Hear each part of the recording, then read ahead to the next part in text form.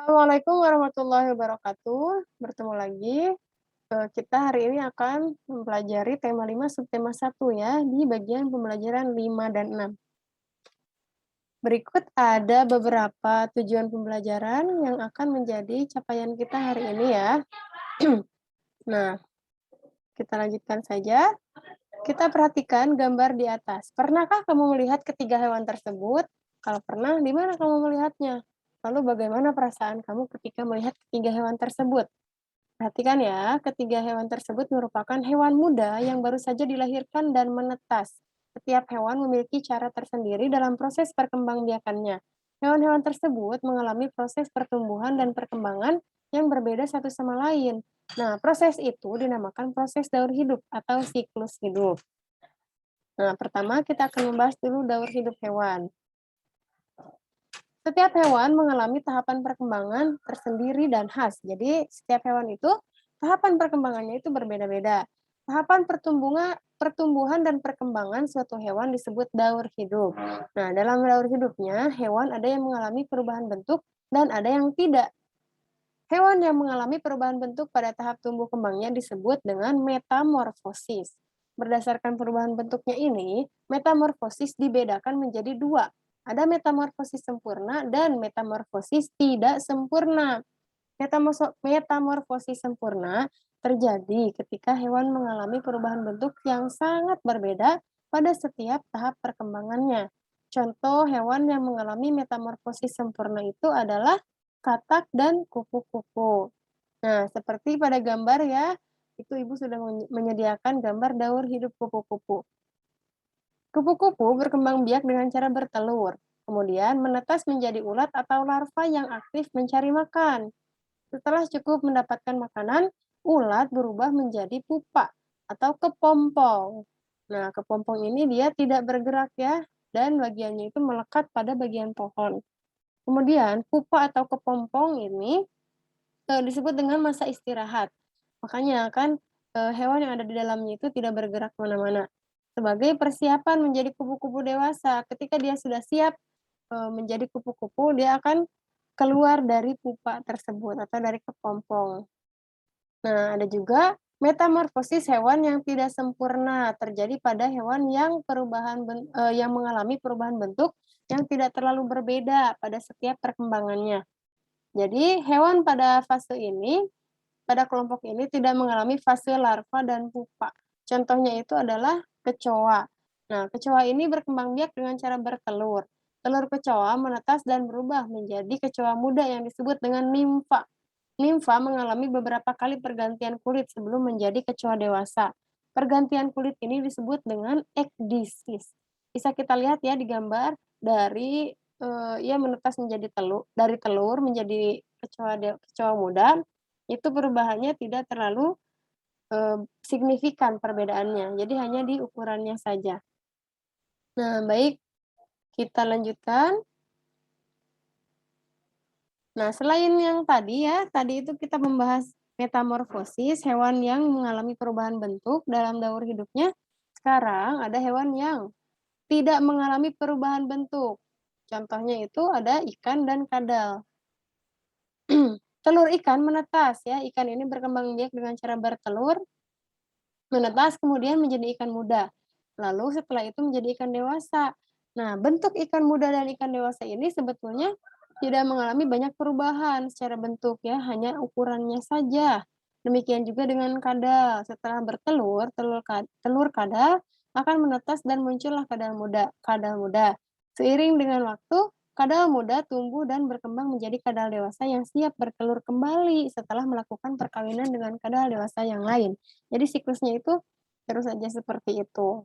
Dari kadal muda atau ikan muda menjadi kadal atau ikan yang besar, yang dewasa, bentuknya sama, tidak ada perubahan. Nah, coba berdasarkan teks yang kita baca tadi, kalian temukan pikiran utama dari setiap paragraf dan informasi penting apa saja sih yang ada di paragraf tersebut. Baik, kita lanjutkan. Ini ada kesimpulan dari pembahasan sebelumnya.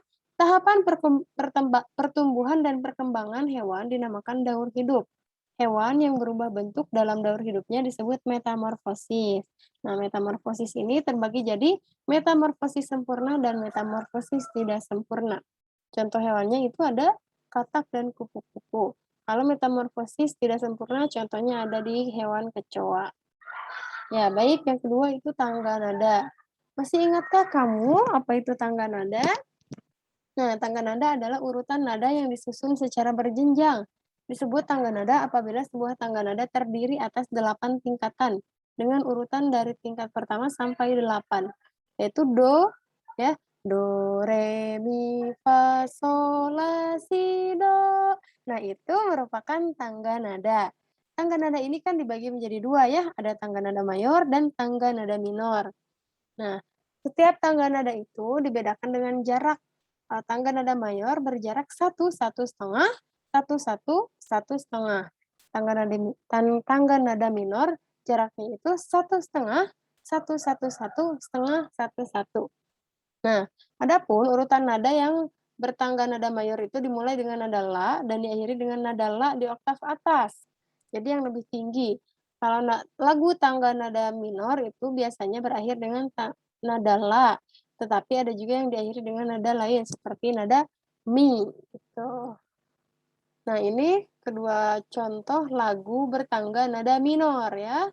Apa kalian pernah dengar lagu-lagu ini berjudul Syukur yang diciptakan oleh Haji Mutahar dan Terima Kasihku oleh Sri Widodo. Ya, selanjutnya yaitu perubahan ekosistem. Nah, perubahan ekosistem. Kita perhatikan pada gambar ini ya, perhatikan gambar dua jenis ekosistem tersebut dengan saksama. Diskusilah bersama dengan teman sebangkumu.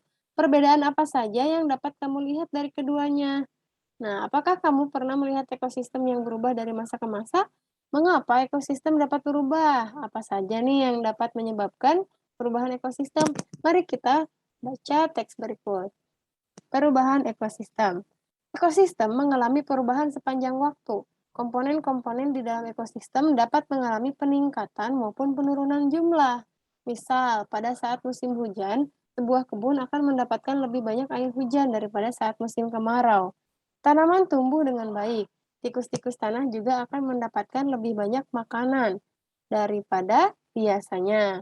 Nah, kondisi ini mengalami peningkatan pada siklus tanah di kebun tersebut.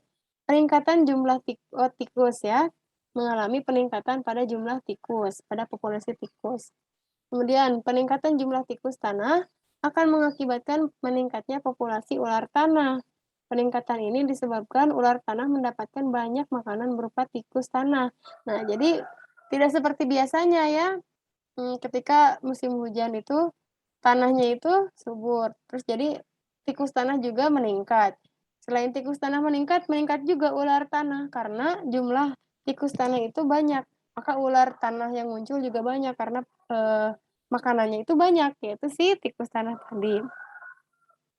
Kemudian pada musim kemarau, air hujan yang turun di kebun tentu berkurang, ya. Jadi, tanaman tumbuh lebih lambat, makanan yang dihasilkannya juga lebih sedikit. Keadaan ini akan mengakibatkan menurunnya populasi tikus tanah yang memakan tanaman di kebun itu. Nah, akibatnya populasi ular tanah juga akan berkurang karena berkurangnya sumber makanan pada musim itu, yaitu tikus tanah tadi, berkurang ya, gitu. Ekosistem mengalami perubahan baik secara alami maupun karena kegiatan manusia. Perubahan musim seperti dijelaskan di atas merupakan salah satu contoh perubahan alami. Nah, kalau perubahan alami itu jadi tidak ada campur tangan dengan manusia. Nah, selain musim, hal yang termasuk faktor perubahan alami adalah bencana alam berupa gunung meletus ya, misal gempa bumi, tanah longsor, kebakaran hutan, tsunami, angin ribut, dan banjir. Nah, manusia juga dapat menjadi faktor penyebab terjadinya perubahan ekosistem. Manusia melakukan berbagai kegiatan untuk memenuhi kebutuhan hidupnya. Pembukaan lahan hutan untuk dijadikan sawah dan perkebunan akan mengubah ekosistem. Kegiatan manusia yang menimbulkan pencemaran lingkungan dapat mengubah keseimbangan ekosistem. Nah, tadi ya, pencemaran lingkungan itu kan bukan terjadi karena alam, bukan terjadi tiba-tiba, bukan terjadi dengan sendirinya, melainkan karena akibat campur tangan manusia. Nah, itu pencemaran lingkungan dapat mengubah ekosistem. Dan masih banyak lagi kegiatan manusia yang dapat mengubah ekosistem. Ya, baik, ini merupakan tugas yang bisa kalian kerjakan ya, ada di halaman 46 bagian "Ayo berlatih", dan satu lagi di halaman 52 sama bagian "Ayo berlatih". Nah, sekian yang dapat Ibu sampaikan. Terima kasih atas perhatiannya. Mohon maaf apabila ada kesalahan. Wassalamualaikum warahmatullahi wabarakatuh.